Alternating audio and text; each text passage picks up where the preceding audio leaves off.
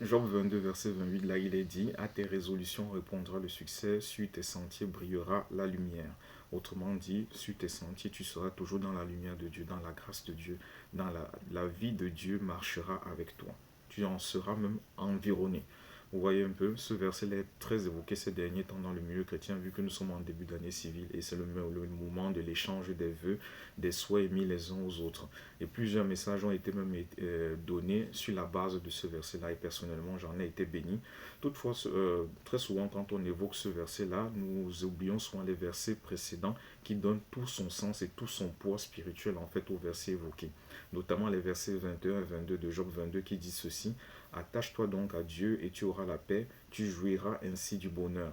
Reçois de sa bouche instruction et mets dans ton cœur ses paroles.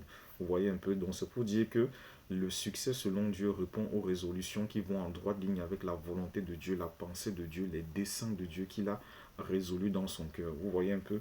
Donc c'est pour cela que ce verset-là de Job 22 au verset 28 va en droite ligne avec le Josué 1 au verset 8 que beaucoup connaissent. Et là vous verrez que les écritures se rejoignent, sont complémentaires.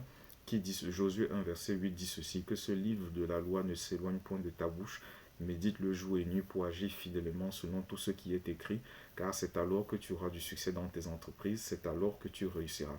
Et ce verset-là va aussi en droit ligne avec le psaume 1 du verset 1 à 3. Donc c'est pour cela en fait que lorsque nous aspirons en fait au succès selon Dieu, vu que nous, notre responsabilité, c'est d'être au labeur et la responsabilité de Dieu qui nous fait grâce, en fait, qui nous donne la force et la capacité, c'est la responsabilité, en fait, c'est lui qui contrôle le temps et les circonstances et qui ouvre les portes, en fait. Nous devons être en droite ligne, en fait, avec ces résolutions. C'est pour cela que lorsque nous sommes en droite ligne avec les résolutions de Dieu, lorsque nous prions par la foi, en fait, les prières que nous offrons, en fait, ont des réponses qui sont parfois, en fait, instantanées.